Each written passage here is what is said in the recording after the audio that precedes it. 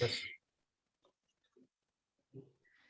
All right. And so we have a presentation, as I mentioned, we're going to start tonight with a presentation on the Windows Dressers program. And I'm going to share my screen.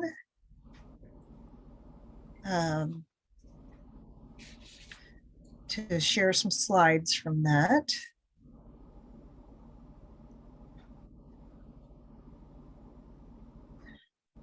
So which screen are you all seeing right now?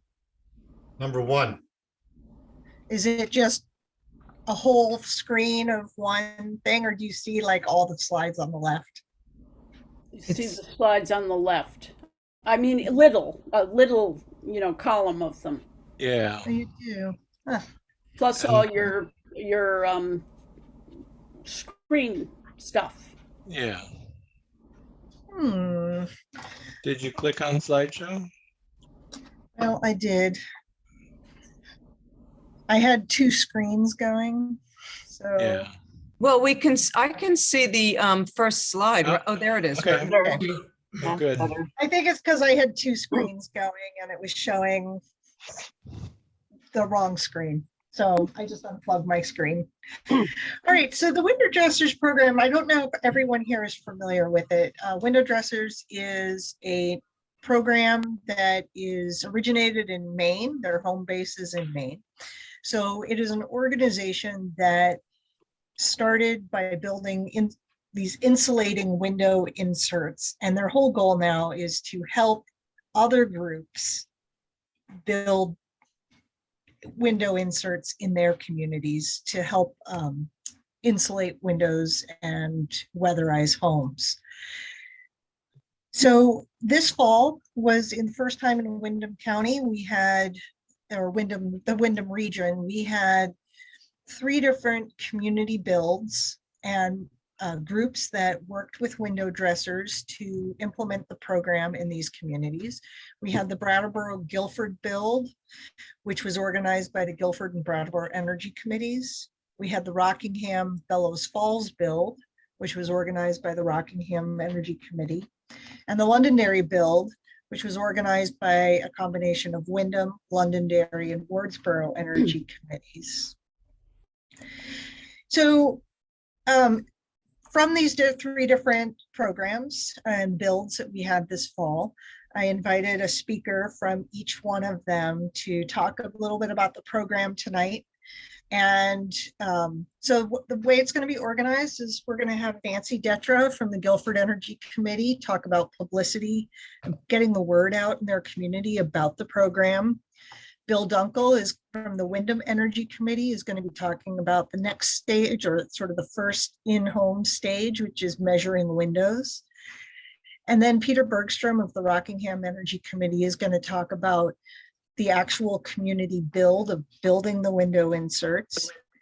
And then all 3 of them will share a little bit about highlights and challenges that their committees faced this year and what they might recommend for groups moving into next year. So I think we're going to start with Nancy, and she's going to talk about publicizing the program. Okay. Well, the first thing is that window dressers is really pretty unknown around here, and I think next year that won't be the case, but people didn't know what window dressers meant. So thank you, Margot, for the short description of the program. I may have missed it, but I just wanted to make sure that anyone understood that in addition to measuring people's windows so they'll have precise fits on their inserts, then all of those people, the clients, as well as other volunteers, get together and work in a workshop environment to put them together. And it really brings a lot of camaraderie among the builders, I think. So anyway, the first thing was publicity, trying to figure out how to get people to understand what the program was and maybe decide to get window inserts. So the first slide that I had was of the flyers that window dressers provided.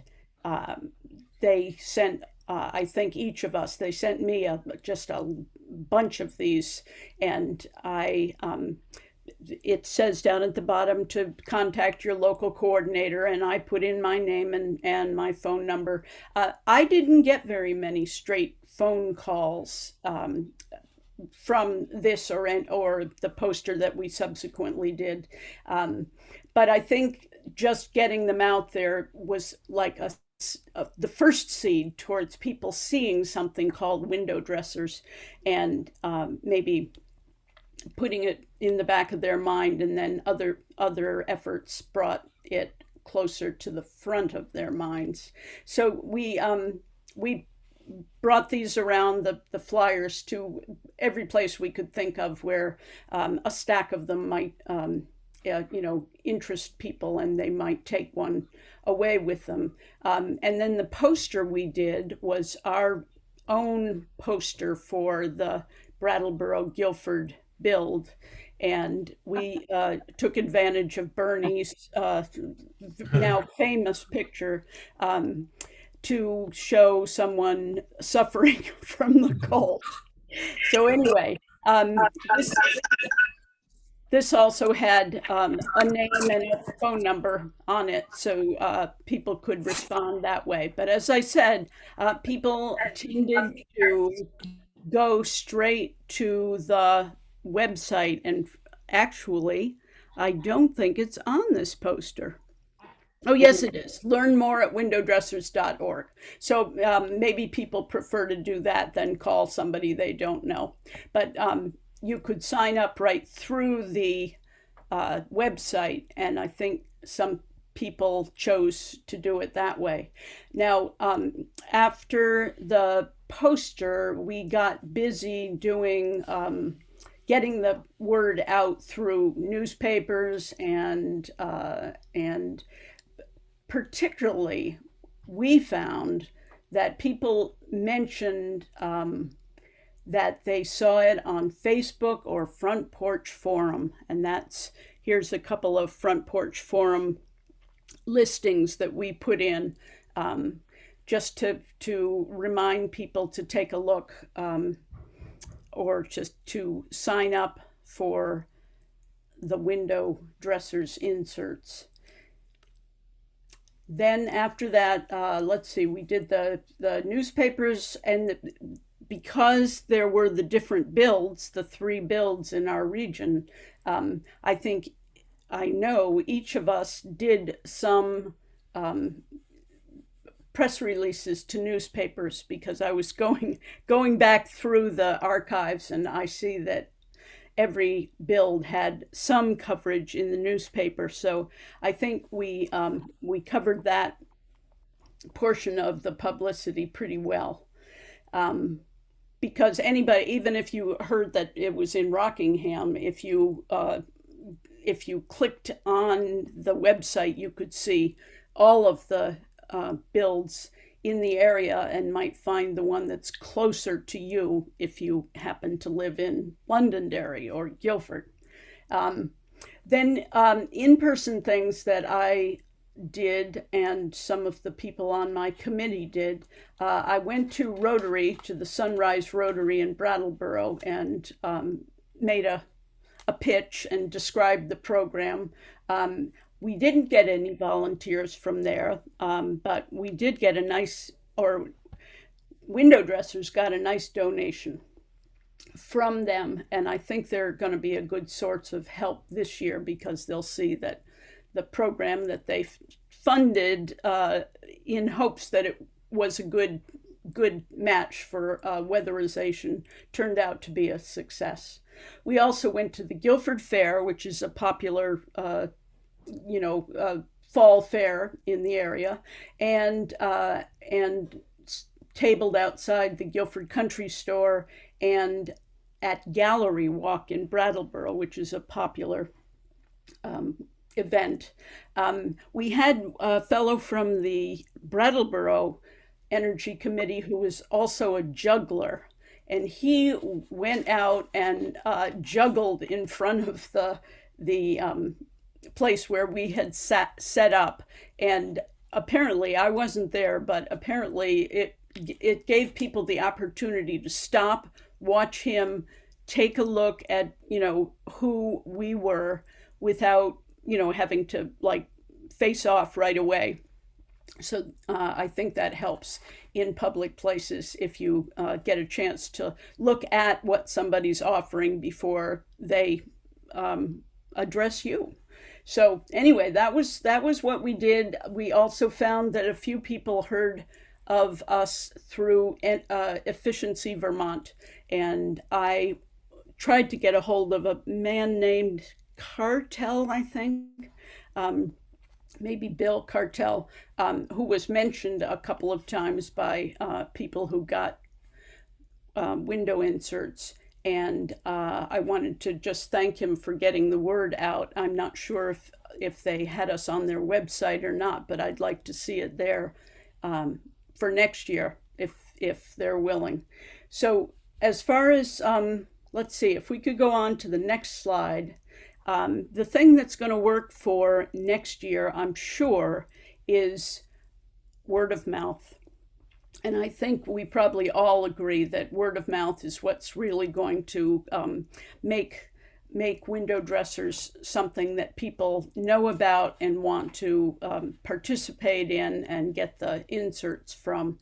The inserts are just, I've had so many positive reports about how they're keeping the drafts out and keeping the heat in, and we didn't hear any complaints. We had a few mismeasures, but we were able to correct those. So everybody that I spoke to, which was most of the people in our build, were very happy. So I just wanted to mention that for next year, most of the things that we did last year we'll do again, but I think that we also will get a lot of support from the people who did it this year.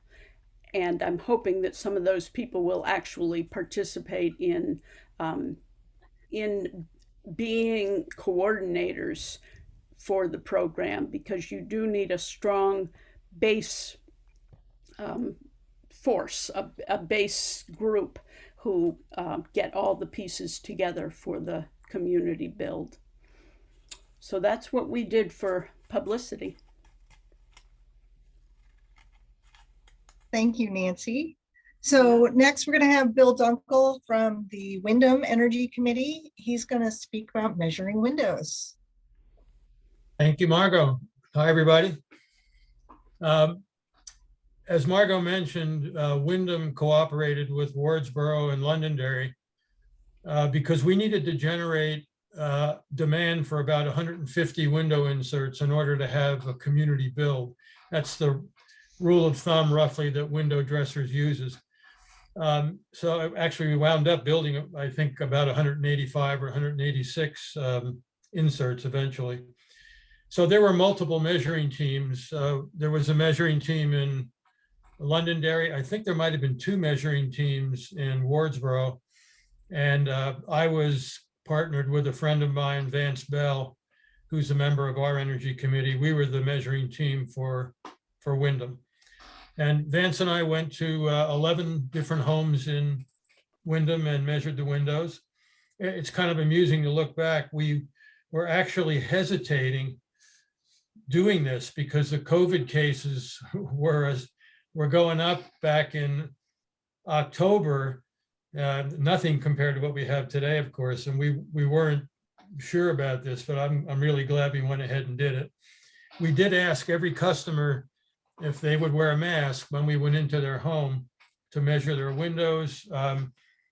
Everybody did except for one person, and she went outside when I asked her to put her mask on. So we felt pretty secure about going in and measuring.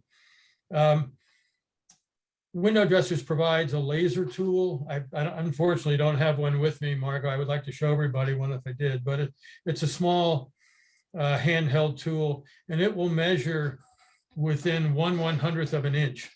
And each window is custom measured because each window, as you'll find out when Peter talks, is custom made to fit a particular place in the house. And just in case you're not clear on this, the windows are inserted from inside your house. They don't go on the outside of your house, but you insert them from within. He's working now. Great, thank you. They can hear you too, I think. So you might want to mute yourself. But I don't know what's happening. Okay. So anyway, it's important to have a really accurate measurement. So they do provide this tool for the measurers to use. Vance and I were both rookies. We had never done this before. So each of us practiced at our home. He wound up and I wound up ordering some window inserts for ourselves. So we practiced at home. Margot, if you could put up the first slide. This was taken in my entryway. This is sort of a window measurer's dream come true. Because the windows are inserted from inside, you really need to have a nice flat and spacious windowsill, plenty of room on all sides of the frame and corners that are square. And then if you get the measurements right, the window will easily slide right in. There's another slide you could show next, Margot, if you would. Yeah, that's another window with that same kind of sill. And if they were all like this, it would have been a piece of cake to measure them. Not all of them are quite this easy. Next slide, please. This is a little bit different window. Any window that's more than 4 feet wide or 4 feet tall usually has a strut in the middle. In this slide, you can see there is a strut in the middle because this particular window is more than 4 feet wide. But again, that was fairly easy. You can see the frame. There's plenty of room there to slide a storm window up against the regular windows. So that was pretty easy to do. We went into an old farmhouse and some of the window frames in the old farmhouse were way out of square. And that's where it gets tricky. If the frame is not square, then it's very difficult to get a window to fit. Actually, Vance and I managed to get a couple of windows for this particular farmhouse that we managed to shoehorn in there, but it was pretty tricky. They call it a racked window if the frame is not square. Actually, a suggestion that Vance made, because he's got more carpentry skills than I do, is when you measure a window, it might make sense to not only measure the horizontal and vertical, but to measure corner to corner, because that's a truer way to find out if the frame is truly square. Normally what would happen is we would take 2 vertical measurements and 2 horizontal measurements. Normally Vance used the tool to do those, and I recorded the measurements on a piece of paper. And then after we got done measuring all the windows in the house, I would read the measurements back to Vance, and he would enter those measurements into a software package that Window Dressers provides. And I would always choose the smallest measurement to get the tightest fit. As you'll see, there's a foam border around the windows, and you slide that window into the window frame and it will compress, and it's a friction fit. So you have to get a nice tight measurement to make it work.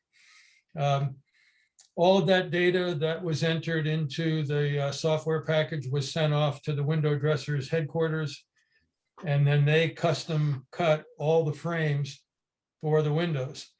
And each window was labeled, because each window is a custom made, so they would label each particular window.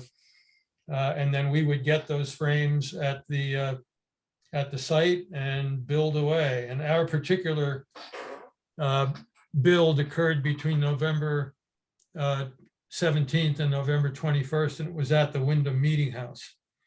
So that's how the measuring process went, and Peter will take you through the assembly process. Thank you.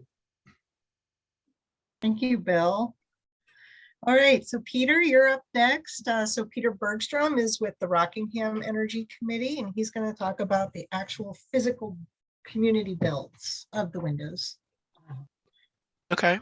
And I just happen to have my measuring tool. I kept mine. So it shoots out a laser and gives you, it's a little hard to see, gives you a readout. So it's a really nifty tool. So yeah, the build is done in a big room, and it's kind of like an assembly line.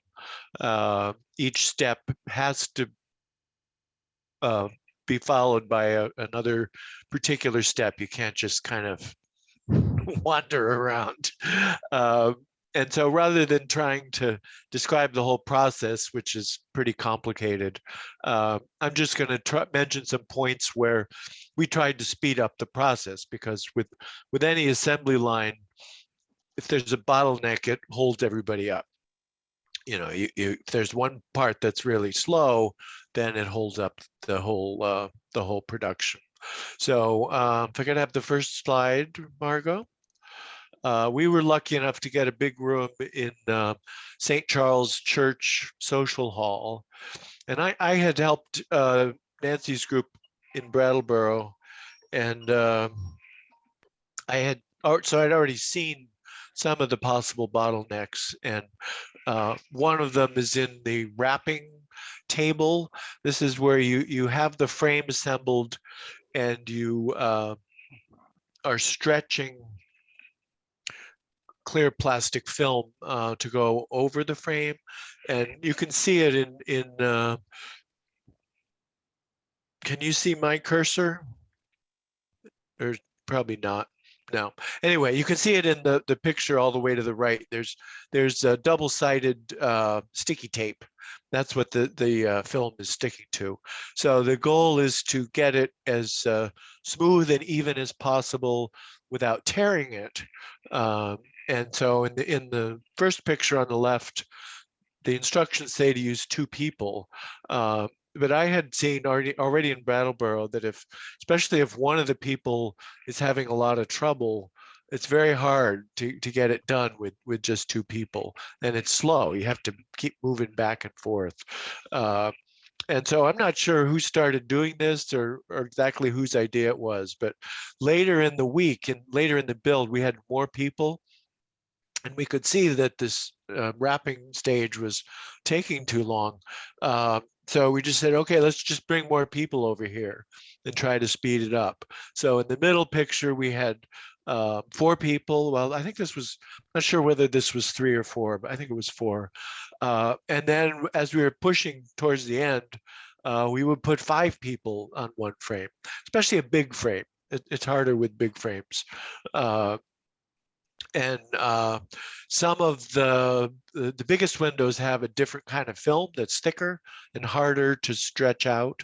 And the people who did that said it was very helpful to have more people. But of course, to do this, you have to have plenty of volunteers. And what we had more trouble finding volunteers to do the build than to get the windows. And what we found as the build went on, the people who really liked it kept coming back. So in these pictures, at least 2 or 3 of the people were at multiple build sessions, and that was fantastic because they got better at it each time, and they didn't have to be trained. So that was wonderful.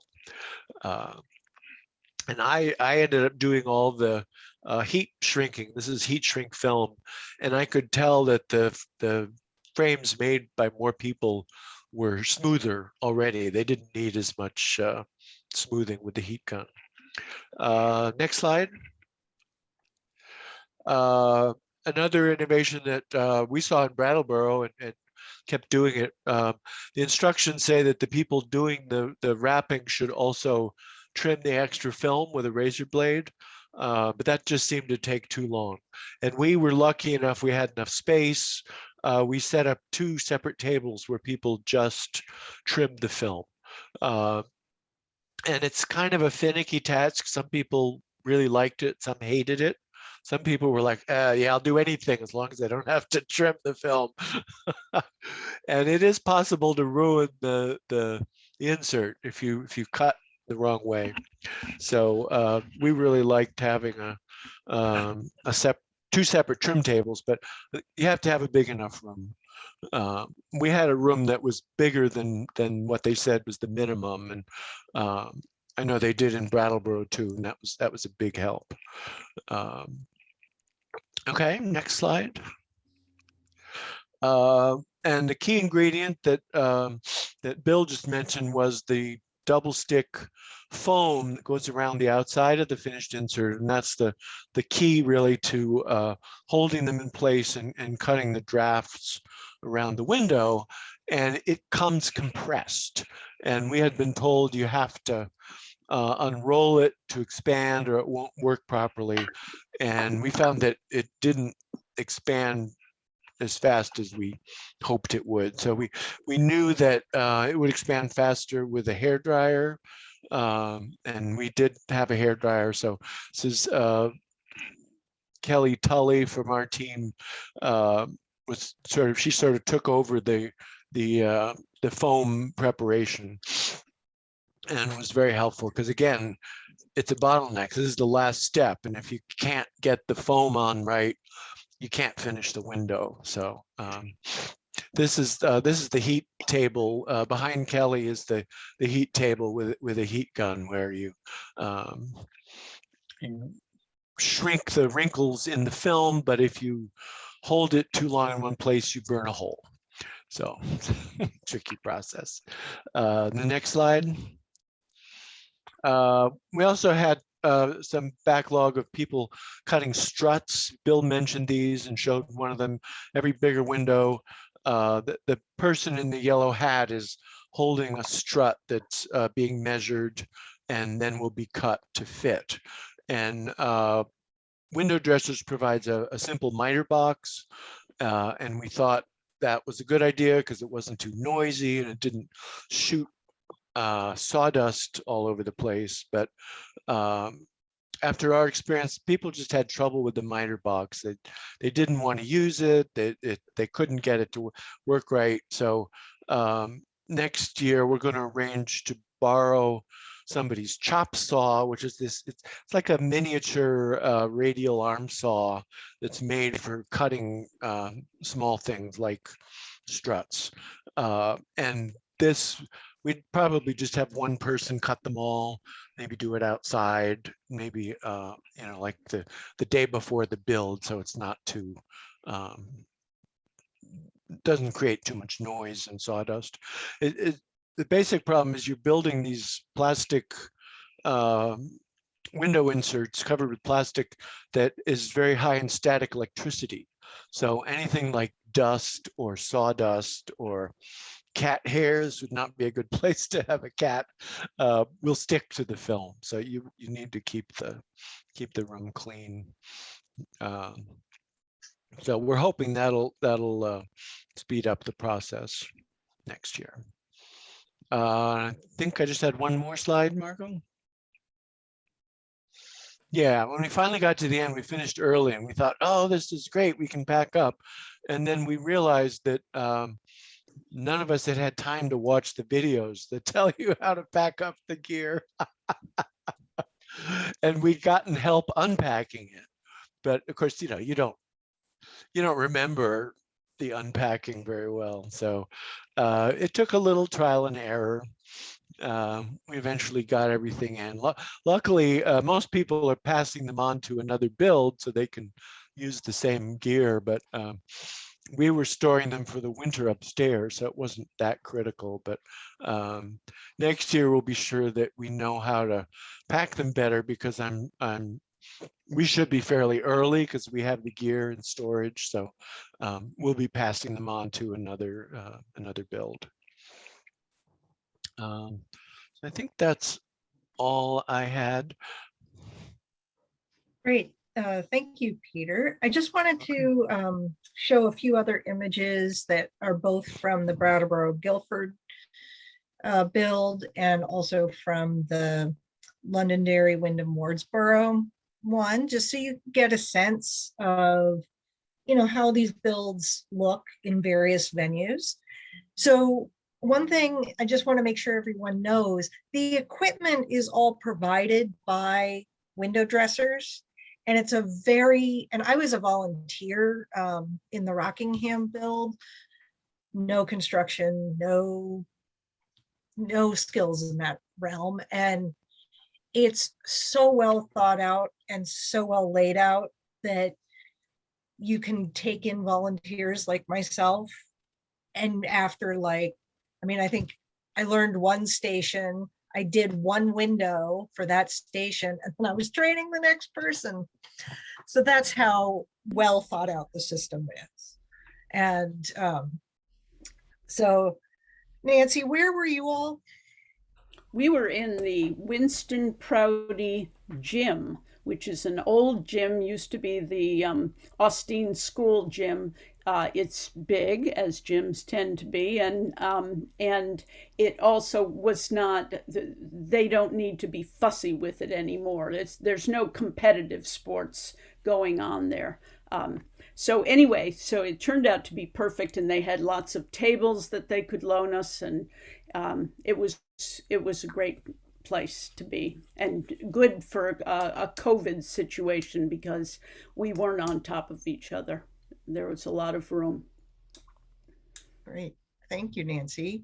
And Bill, your build is next. So where were you all? We were in the Windham Meeting House.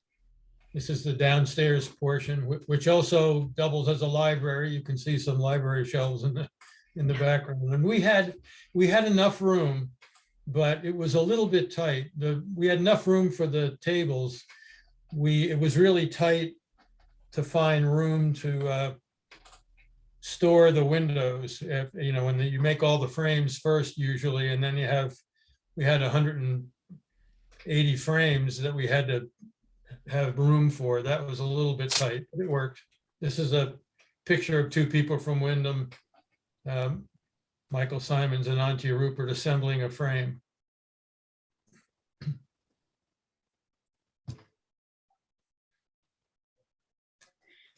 And I think we had, I think there were 7, let's see, 1, 2, 3, 4, 5. I think we had 7 different workstations going. So you need to have a fair amount of room.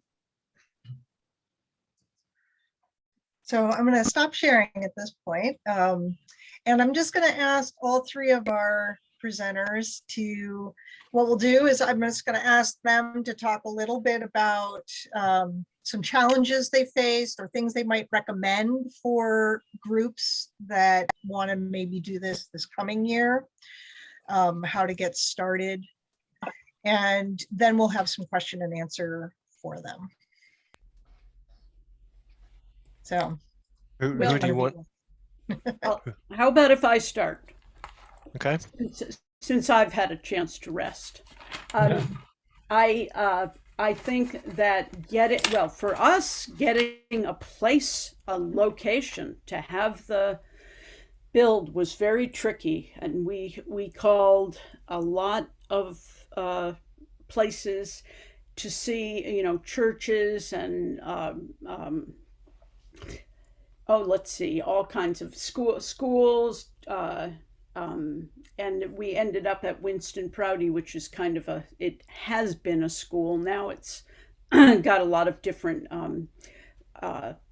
facilities up there, but I can't even remember all the places we asked, and found that many of them, first of all, because of COVID, they weren't having events with a lot of people in them. And the churches had, our time slot went through a weekend, and at the churches, unless you have a big church, which I didn't find one that was even willing to, talk about it, but they didn't have enough room because they use their community rooms on Sundays. So anyway, that was a very tricky thing. Once that was done, I found a lot of things fell into place. At first, we thought we weren't going to get any clients, but it really was true. I was told by the woman at Window Dressers that people get interested when the colder weather comes. So it doesn't have to be cold, it just has to be fall, and people start thinking, oh yeah, it's I want to be ready to have a warm house this year. So we found we had enough clients to make up to. We had again about 100 and I think 70 inserts that we built. And the one thing I thought maybe wasn't clear in our 3 presentations is that the window inserts don't get built in Maine. What we get from up there is sticks, the sticks that you then put together to make an insert. So there's plenty of work left to do when they come down, even just to build the square frames themselves.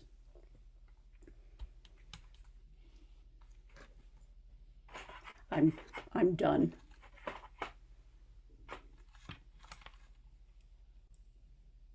Margot, I'll mention a couple challenges. One was COVID, and we wanted all the people who participated in the build to be vaccinated. We were going to be inside in a closed-in room, and we were in the mid-November, so it was pretty chilly. We kept some windows open anyway, but so we had to restrict the build to vaccinated people. Also, it's customary for the people that order windows to participate in the build in some way. And as you said, Margot, you don't have to have any particular skills. Turns out that out of the 11 customers we had in Windham, there were 4 that did not participate in the build. And I won't go into the reasons why, but that put more pressure on the people that did show up to do the volunteer work. But as Peter said, it was kind of neat. Some people really got into it. They liked it. They became really good at one particular part of the process, and they came back day after day. So that was, we were able to get the job done. We could have used more volunteers, but it did work out. And the other challenge we had was food, because there's a morning session and an afternoon session, and it's customary to provide a lunch for folks. And we did have a couple of wonderful people who volunteered to make lunch for everybody. That was great. But there were several days when the Windham Energy Committee, fortunately, we had some funds, bought pizza for everybody. So finding enough people to volunteer to provide lunch for 5 days was a bit of a challenge for us. But the upside was the camaraderie. I mean, it was really, people really enjoyed it, and you got to know people from other towns, and that was really very wonderful, I think, and a real sense of accomplishment that people had. Yeah.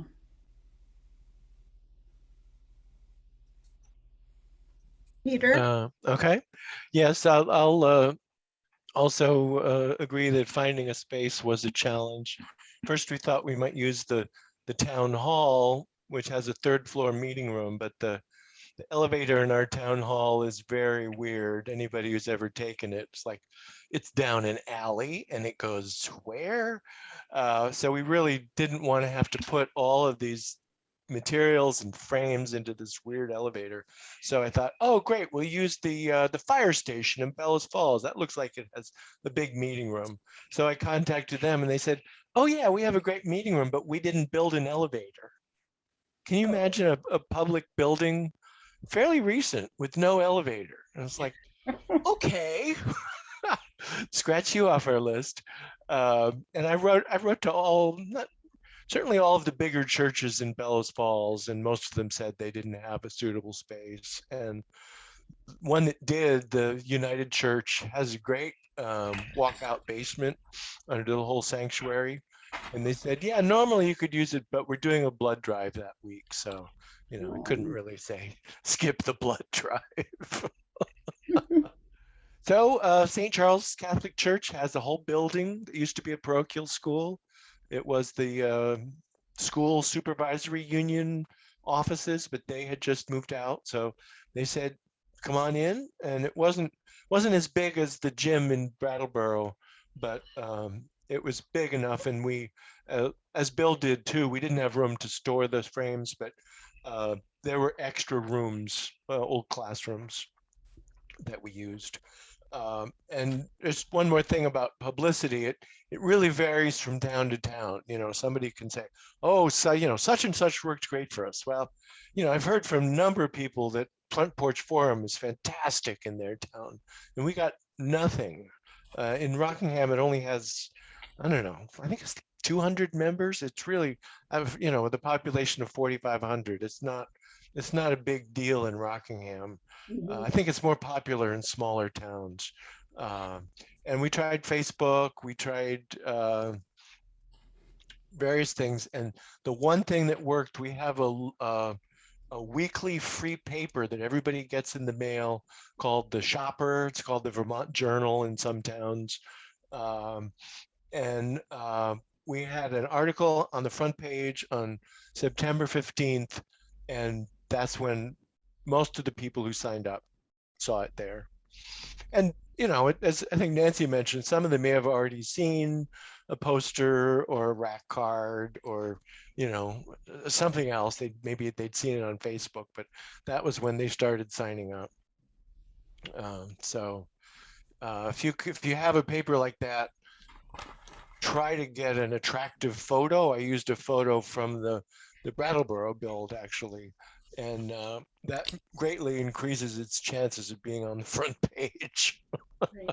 And people were calling us 2 or 3 weeks later. They had torn it out and set aside and said, you know, I'll call it, you know, and they called and said, oh, I saw this in the Shopper. I tore it out. So that's the advantage of a print newspaper. Yep. Well, fantastic. Before we jump into any questions, I actually want to throw in a couple things because I was lucky enough to be a volunteer in the community that I live in, which is in the Rockingham build. And I've lived here for quite a while. I feel like I know a lot of people. There's a lot of people I don't know in town because it's a big community. But one of the things that I most loved is that there was a true representation of our community at that build. It really cross-sectional people like that I had never met or even seen, people of all income levels, people with all kinds of backgrounds. It was really one of the true events I felt like there was a nice cross-section of the community at, and it felt really good to be a part of that. So as a volunteer, it was exciting to talk to people that I might not normally talk to. And I really enjoyed that. And one of the things that I just wanted to, you know, I also had the chance to talk to some of our coordinators from different builds. And one of the things about the Window Dressers program is that it's so tangible and hands-on that the volunteers, I think the energy committees themselves, the members of the energy committee just felt like they were doing something very productive. And that was a very neat, tangible thing from running these programs. You know, you see the results, you've got your hands right on it. And, you know, tabling or sharing other events, you know, like Button Up or something is great. And that's really important, but to actually be doing something and knowing that you're helping people insulate their homes, I think is really rewarding. Yeah. So I'll open it up at this point. If anybody has any questions for our presenters, this is a great time to jump in. There's a small enough group that I think we can, let's see, I see Alan's hand right up. I have a couple of questions. One is, it looks like at the builds, there's no big expense, but do you pay the folks in Maine something? And how much is it for an average window? Oh, that's a good question. The windows, correct me if other people found were dealing with windows that were um, more expensive than this, but our windows ran from about $35 up to 70. Um, they really were quite inexpensive compared to what you might buy in the way of a storm window. The Window Dressers is a nonprofit, and they get money through private contributions. I don't know where else they get money. Do Peter or Bill, do you know more about where because they make free inserts available for people as well as these lower prices. So what can you add? They get a lot of grants, and they're actually about to start encouraging us to apply for grants for next year. Yeah.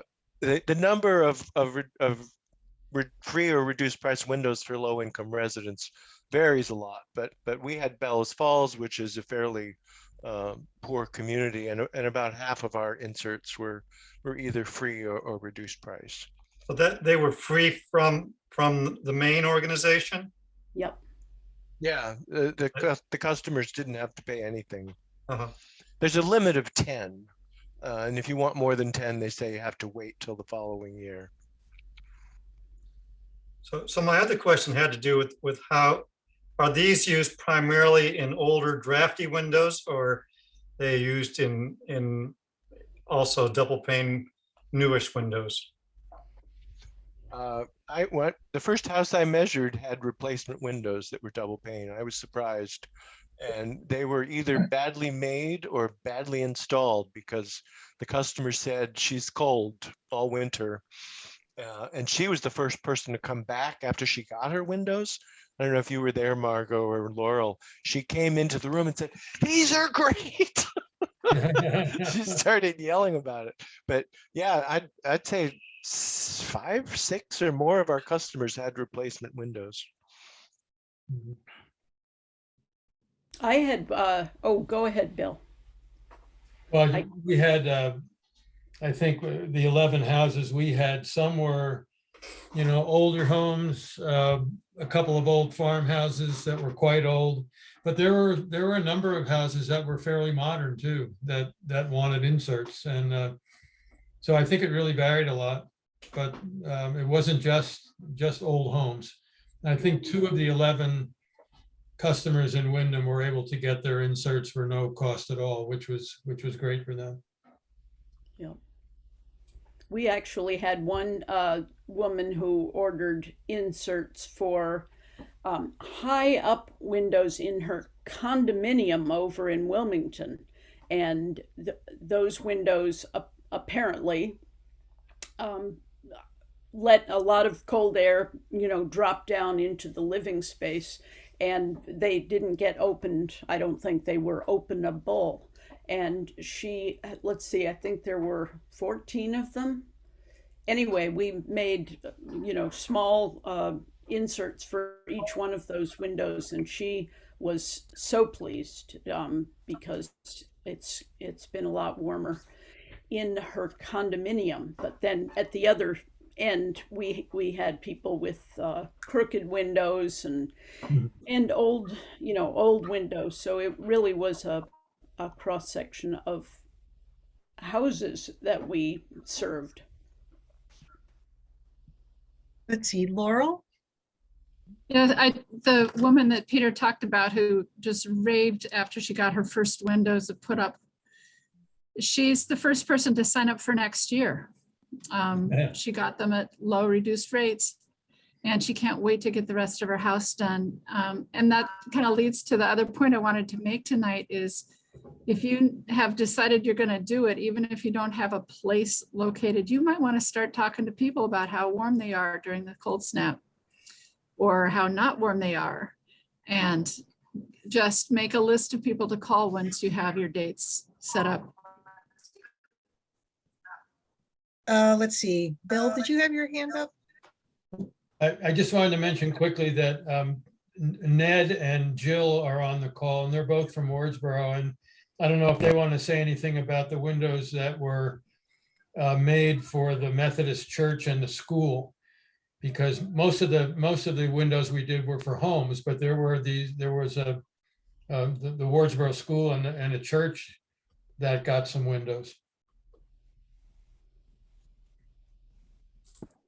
I haven't heard anything about, I just know that the people from the church put a little article in our town newsletter about the windows, but that was, I haven't heard how they're working. I mean, that was right after the build, so I haven't heard how it's working in the church or the school, but that's maybe I'll contact someone and ask them. Yeah, I haven't heard anything either, Joe, from them. I'm having trouble with my video. But they were very appreciative. We did talk to them afterwards, and they said everything fit well, and they were really happy with the windows, the inserts. Eileen, you had your hand raised. Yeah, so we actually, when we lived in an older house, we had something similar to that. Wasn't quite as substantial, and it was an old house, so some of them were like that. But we used for plastic. You could still roll it onto the window. They would break down after 2, maybe 3 seasons. They would just, I guess, from the sunlight, they would finally crack, and I would have to replace them probably every 2 or 3 years. It wasn't hard, because it was shrink wrap plastic. Is there an expectation of how many years they might So Eileen, last? we're And, losing your audio is there very choppy. any kind of replacement plan?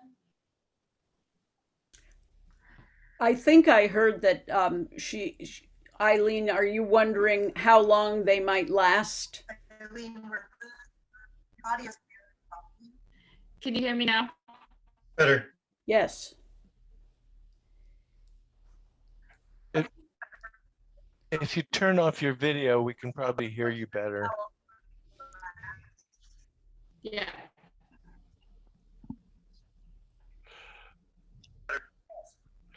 I mean, I can comment on the durability issue.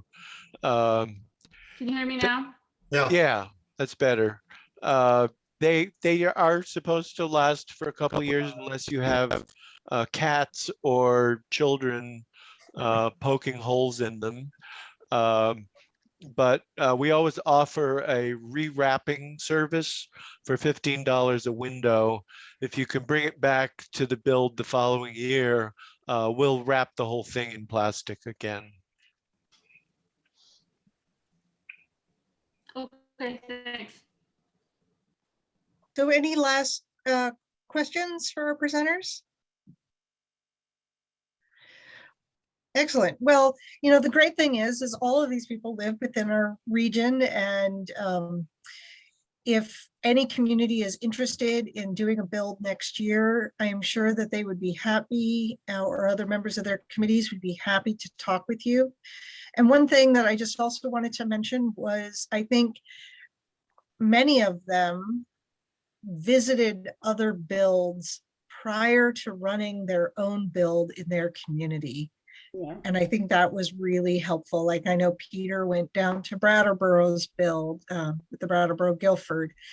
And that way you have a chance to see how it's set up and how it runs. You get a feel of it before you're leading your own. So the program is really set up to help walk coordinators through the whole process. And now that we've had these 3 successful community builds within our region, we'll hope that they can help guide the rest of us in some of our future builds, and maybe more communities will decide to join in. So we're going to move to the next part of our program. And this part ran a little longer than we wanted. So we want to think about, but we're also a small group. We wanted to give all of our energy committees and energy groups that are here tonight the chance to just share what are some things that you're working on, or what are some questions you might have for everybody, or ways to collaborate. Just doing a check-in and hearing from all the different groups. So let's see. Well, instead of me putting somebody on the spot, is there somebody that would like to jump in and tell us who you are and where you're from, and a little bit about what you all are doing? Okay, Bill, why don't you start? Well, you already know that I'm Bill Dunkel from the Windham Energy Committee, but I want to talk a little bit about community solar projects that we're working on. Actually, Windham and Wardsboro are collaborating, trying to get some community solar arrays built. And there is a project in Windham and one in Wardsboro that are both currently in front of the Public Utility Commission. And hopefully we'll get their certificate of public good in the springtime and be built next summer. And these are relatively modest size arrays. The one in Windham is going to be a little bit under 100 kW, and I think the one in Wardsboro is going to be a bit larger. But what's particularly exciting is that we're also working with a group called the West River 100% Renewable. I don't know if any of you have heard of that group. It's led by a woman named Kim Friedman, who's from Newfane. And that West River 100% Renewable group has representatives from 7 different towns in the West River Valley.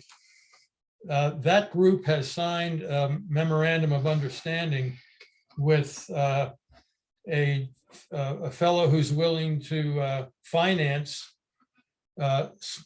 small scale community solar projects. His name is Rick Turner.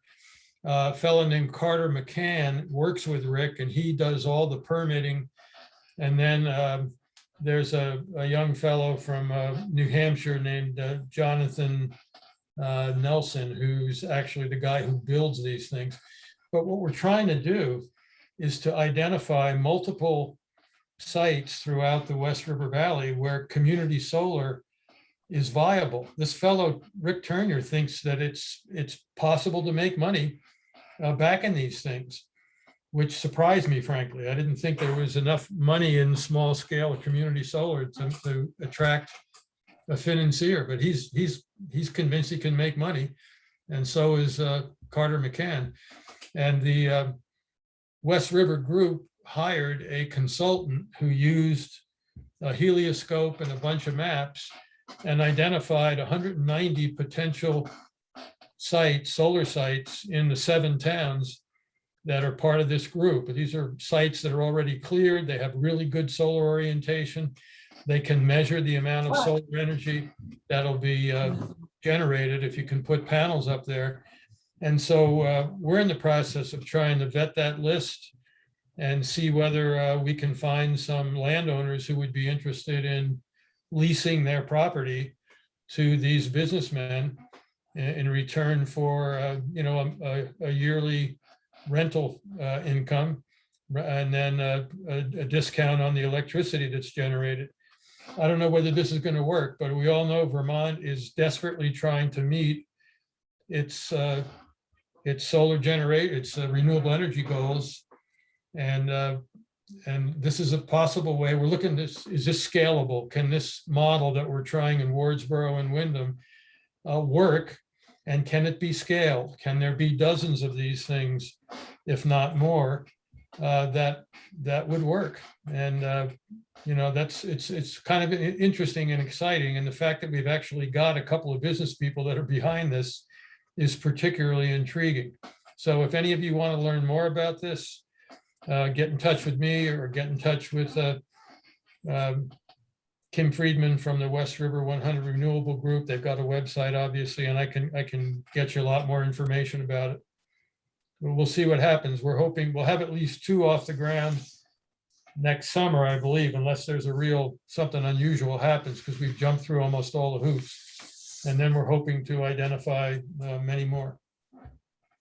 Yeah, that's right, Bill. And I could just add that there's actually a 3rd project in the works already. And those guys are in northern Vermont trying to do 2 other projects. So I think the most important takeaway from this is what Bill mentioned at the onset. The energy committees are working together because community solar is going to take more than one town. And while Wardsboro might like to see 2 or 3 arrays to serve its community, it really is up to the grid and where, and so the reason the Wardsboro and the Londonderry, for that matter, and the Windham projects are intertwined is they serve the same substation. All the electricity goes to the same place.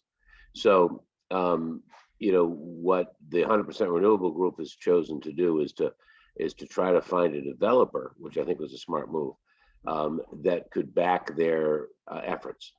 And these guys have agreed to do that. There is, like Bill said, there is a memorandum of understanding between them that they will, chase down these leads and try to find the projects that make sense. And the reason that makes a lot of sense is because it comes from us. It comes from the community reaching out to the people that might be the landowners of these useful sites, which are southern exposure hills, cleared or not cleared for that matter. And that would be a good site for community solar. So since it is, those are the people that it comes better if it's a better message if we come to them from a community standpoint and have a developer behind us who's willing to do this. So that's what we've done with with Wardsboro, Londonderry, and Windham, and it would make sense to expand that to other towns as well, because the process is a little bit ominous in Vermont, and it's a little bit cumbersome. So if we combine our efforts, we're much likely to get a better result. I'd just like to mention one other thing that Ned alluded to. For the businessmen, for the people that are putting their money up,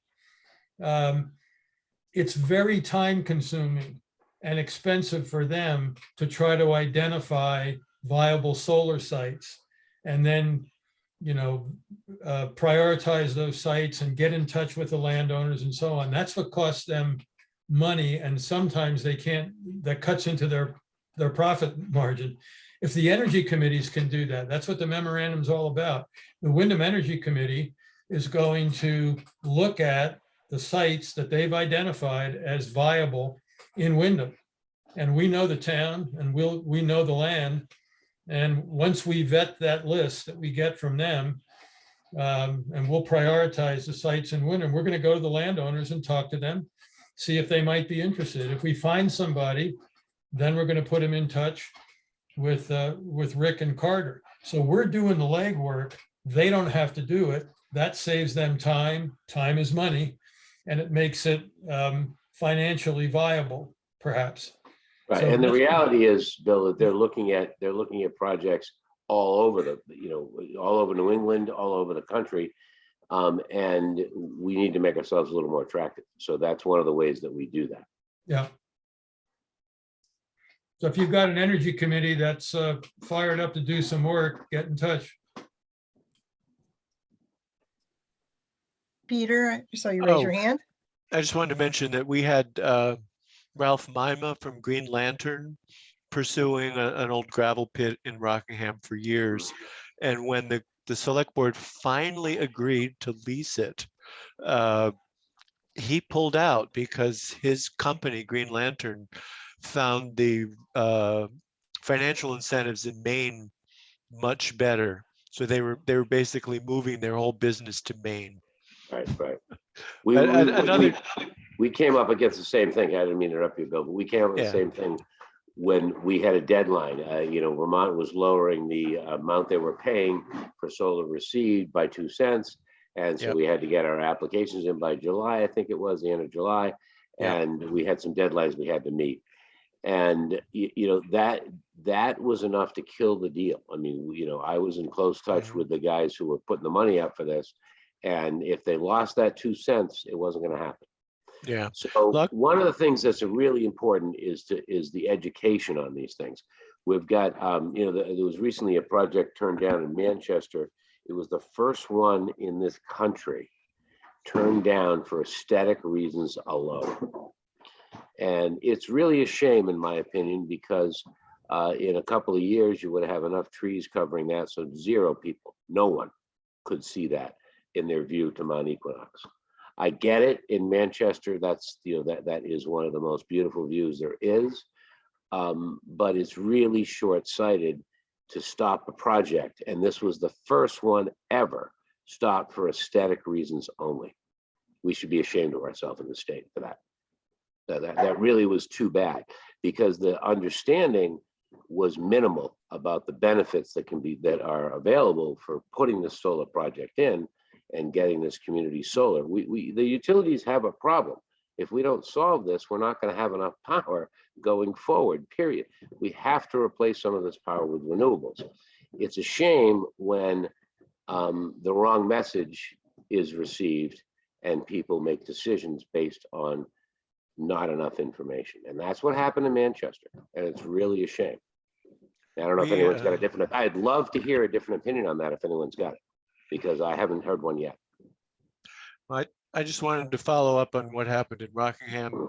Even though Green Lantern pulled out, there was another developer called Novus Solar that was eager to do it.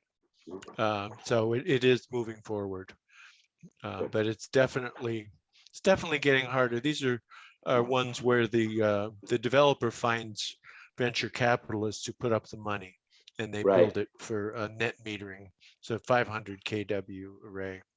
Right. And so, Peter, that's my point, is that the larger arrays are getting more difficult to do in Vermont. And so I wish Michael Simons was here, Bill.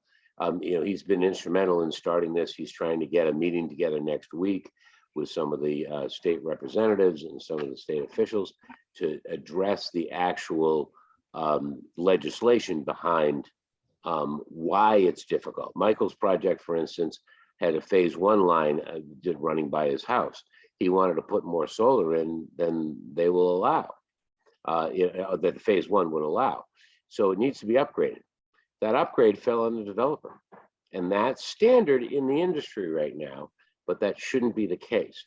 The utilities benefit from the renewable energy being put into their system. And yet they've been able to successfully get the developers to pay for all the upgrades along the line in order for that to happen. We need to get involved and stop that from happening, because the utility benefits and therefore the utility should pay for some of the upgrade. It's not happening, and it's stopping projects all throughout Vermont. Laurel, do you want to jump in? Well, yeah, I do. I want to go back to the aesthetics question. And personally, and I think there's a number of people in Vermont who think if that would have been a requirement for ski resorts, which use a lot of power, I would rather see solar panels up than ski resorts. And they're very obvious. I mean, you can see them from many, many miles away. So just to comment. Yeah. So thank you, Ned and Bill. That's really, it's encouraging and exciting to hear what you all are working on. And, maybe if one of you wants to put your contact information in the chat, if anybody or any committees are interested in following up on learning a little bit more about community solar, you can get in touch with them. Let's see, Peter and Laurel, you talked a little bit about Rockingham. Do you want to say anything more about what's going on in Rockingham?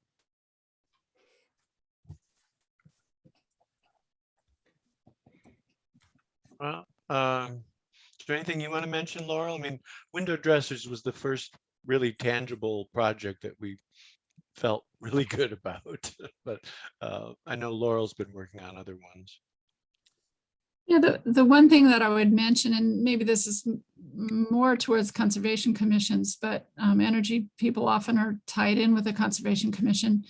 This summer, we had an expired hazard mitigation plan in our town. And we set up meetings to prepare for the eventual revision of the plan. And then we had the inundations in the end of July, and landslides happened in our town. And so one of Margot's coworkers contacted me because she knew I'd set up these meetings. And we were able to basically get the effects of climate change written into the hazard mitigation plan, and with a rough draft up to the state in time to be able to get I can't remember the initials of the funding, but up the amount of funding that the state would pay for disaster relief. And did somebody say it? I didn't catch it. VRAF. But VRAF funds. And now the final draft is close. It's in for town review right now, and then it'll be public comment in a couple of weeks. So pretty exciting to actually have the effects of climate change written into town, the action plan for the town. And the Conservation Commission and Sustainable Rockingham is picking up some of that work. But just want to let people know that if you're interested, you can contact me. Great, thank you. Great to hear a little bit more about other things going on in Rockingham. Let's see, do we have some Putney? I think we have some Putney people here.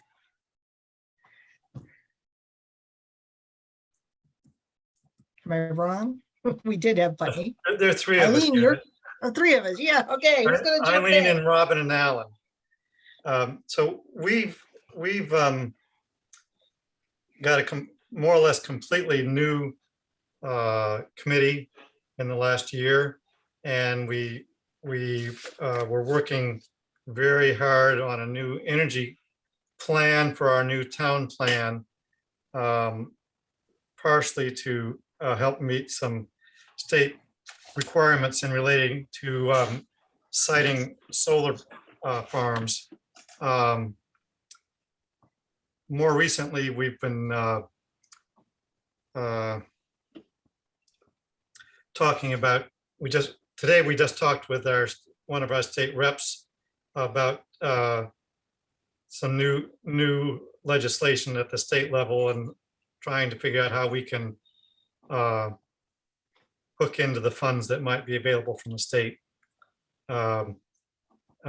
We've talking some about trying to get electric vehicle charging stations in town. We've talked some about trying to get better bike racks in town that might deal with heavier duty bicycles and electric bicycles. I find these window dressers quite interesting. I'd never heard of them before today. It's encouraging that so many energy committees are dealing with these. It seems like it. I mean, I don't know how to compare it with what else is available. These sound like they're cheap and fairly efficient compared to what else might be available for insulating windows. Robin or Eileen, you want to add anything here? Hi. Just a couple notes. First off, on electric vehicle charging stations, y'all are probably aware of this, but there is funding available through the state of Vermont. The focus at the moment is on affordable charging stations that are attached to affordable housing. So if there are affordable housing units in your town, Rockingham, I'm sure you have some. I'm not sure some of the other towns, given the size. But if that's something that you're looking at, providing some sort of charging station for vehicles in your area. There is going to be funding available, and probably more coming down through the pipeline through ARPA. And one other thing, I hate to say anything that's maybe a cautionary note, but in terms of solar farms, one thing that it's maybe not the province of energy committees per se. I mean, our goal is to increase the use of renewable energy, but there has been an instance of a fairly significant bankruptcy of a solar farm in Putney recently that's affected the people who purchased panels there. It's going through the bankruptcy process. We don't really know how it's going to work out. And from the information that I've heard, the people who put the project together, you know, this was not a fly-by-night operation. This was not any kind of a deal that shouldn't have gone through. They were probably just a little bit too optimistic with their business plan.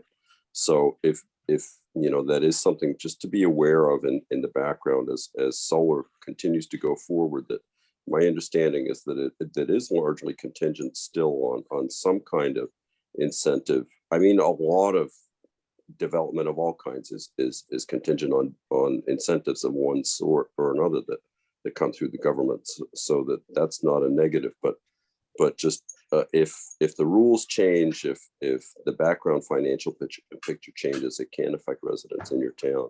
So to the extent that you're able to look at business plans and make sure that they're sound and principally that there's a provision so that if something like this happens, I'm sorry.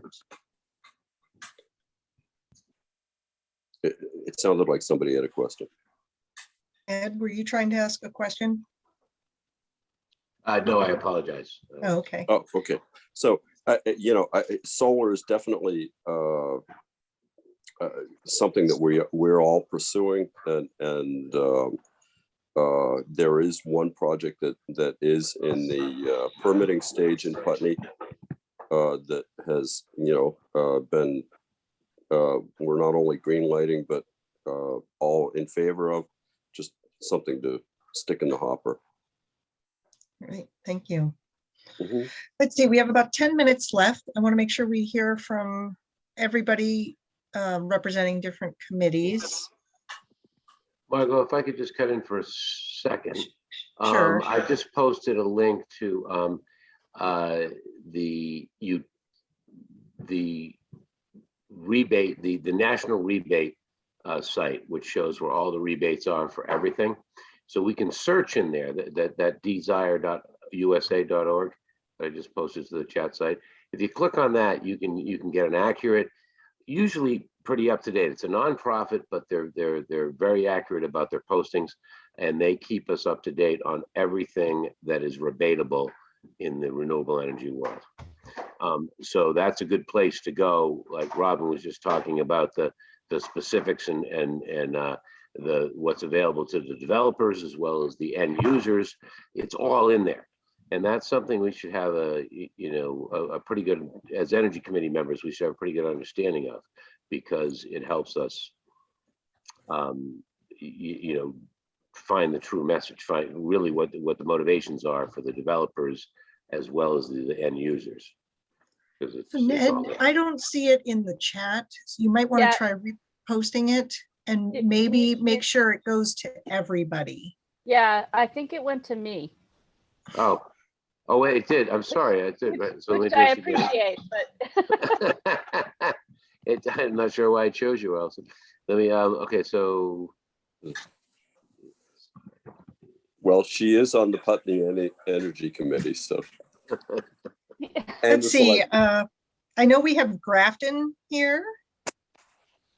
Eric, do you want to say anything about Grafton? Well, Grafton's group has been somewhat on mothballs for a few years. We were very active about 10 years ago. Try to bring the group back into a little bit of activity. Flo was on here earlier, and she's one of the stalwarts of the group. I think she's got a conflict with another meeting right now. We've been very interested potentially participating in the window dressers. We've done button up in the past, and maybe we'll do that sometime in the future. I personally have been involved with the West River 100% renewables, because I think that is a really viable group that has amazed me to get these two developers that have come in and provided money for community solar projects. That's great. That's very difficult to find anything like that, especially with the regulatory problems that we have right now in the state of Vermont, especially with the Public Service Board. So Grafton, I'm hopeful we'll have something to say in another year. Great, excellent. Well, thanks for checking in. Anne, do you want to talk about Guilford?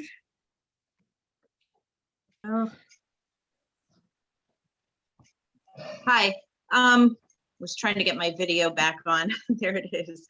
I jumped into the meeting late. Apologies, got home from town late today. I would say that the big project of the year really was the window dressers thing. And I think it really jump-started us from sort of flailing around a little bit during the pandemic, trying to sort of make forward progress on stuff we had done. One of our members had done like a mapping of solar projects around Guilford and, made a poster out of it. And that was kind of a cool project. But in terms of something that we were all working on, it got us out of a period of sort of not really having a strong focus. And I think it was, you've heard a lot about window dressers tonight. For me, it was an incredible thing to do while we were in the pandemic, but not an extreme portion of the pandemic. Things were it was pre-Delta, things were feeling a little under control. We could do something that was kind of social, but also spread out and safe. And it felt like a really perfect project for that time. So I would totally recommend it if we're still doing this next year and I hope that our committee does it again next year, because we're a small committee. There's only, 5 of us. At any given meeting, that would be like a full house, 5 of us. And I would say most meetings don't have all 5 of us. So we have, after window dressers and sort of our follow-up kind of, debriefing on window dressers, and then sort of came the holidays. And I would say that we haven't really chosen another focus, but that is what our next meeting is about, really, is sort of assessing what our next maybe Nancy has, I might be forgetting something because we didn't meet in December, as many groups don't meet in December, if I might be missing something major. But that's my sense of it right now, is that our January meeting, which hasn't happened yet, is really about figuring out what comes next. We do have one member who's sort of gung-ho about researching, sort of small grant opportunity type things. And that seems to be his strongest area. So I have a feeling that he's going to come to that meeting with some of those types of things that we might chase down.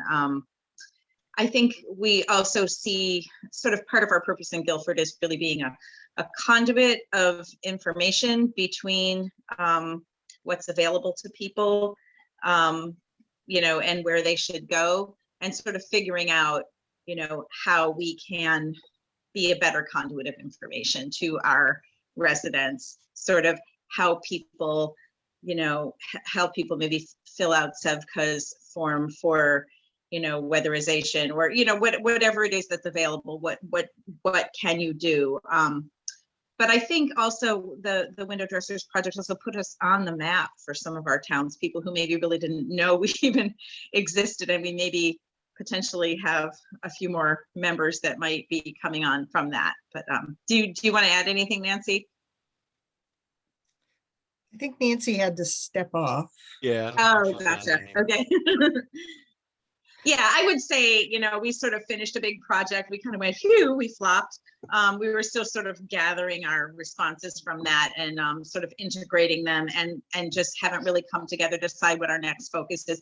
I would say before the pandemic really hit, we were trying to do like sort of two presentation-y, like community sort of fun things, like a movie, climate-based movie, with food, kind of thing for the community. And we would like to start that up again when it feels possible to do something like that, and just try to be a presence at our town function things like the Guilford Fair, stuff like that. But our next big project after window dressers, I'm not sure.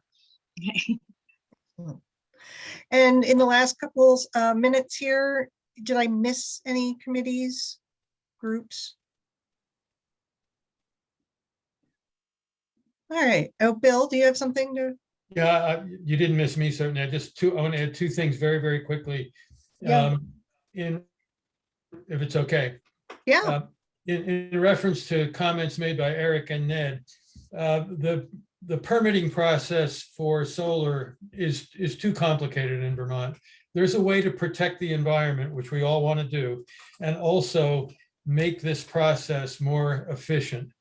And as Ned indicated, there's also a problem with, how do you upgrade some of these utility lines so that you can get more solar going without all that cost falling on the developer, which makes it unprofitable. So we are trying to get a conversation going with some of our state representatives and also Green Mountain Power. We've reached out to them. We're going to try to pull them into this conversation, because if we're going to do anything that's really scalable in terms of solar, some of these problems have to be addressed, or it's just going to sputter along and not really catch fire. And the other thing I'll mention very quickly is another project that the West River 100% renewables are working on is trying to get some electric school buses operating in southern Vermont. There happens to be a petition circulating right now to urge one of the school superintendents to try to make a plan to try to get an electric school bus operating. And there's a subcommittee of the West River group that's done a lot of research on this. And if you want to find out more about that, let me know and I'll put you in touch with the people who are doing some work on that. Thanks. Excellent. Well, I want to make sure that we kind of stick to our time. And I know an hour and a half can be long, but it's really encouraging and great to hear from all the different committees and to hear about the work that's happening all across the region. So I'll look forward to being able to gather with you all again when we plan the next one. So I'll stay in touch. And if any committees have questions, or you didn't catch somebody's contact and I might be able to connect you to them, just let me know. Or if you need some assistance or questions about projects, you can utilize me as a resource. And if I'm not able to directly help you, I can certainly point you in the right direction. So utilize Windham Regional as a resource in your energy work. So thank you all very much. And I'll look forward to connecting with you more on energy in the future. Thank you. Thank you, Margot. Have Good a night, good everyone. night. Night. Hi. Night.